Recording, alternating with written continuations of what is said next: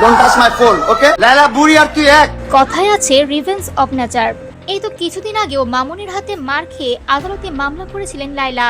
তারপর নতুন বিয়ের মাত্র 5 মাস পর আবারও একই ঘটনা।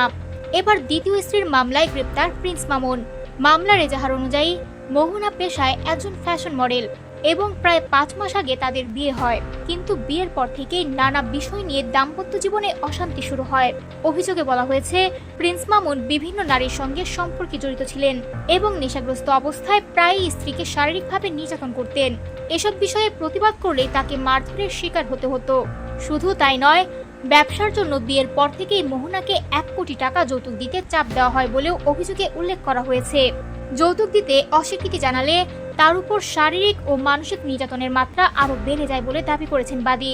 এদিকে আদালতের আদেশে প্রিন্স মামুনকে কারাগারে পাঠানো হলেও মামলার তদন্ত এখনো চলমান। তদন্ত শেষে অভিযোগের সত্যতা যাচাই করে পরবর্তী আইনগত ব্যবস্থা নেওয়া হবে।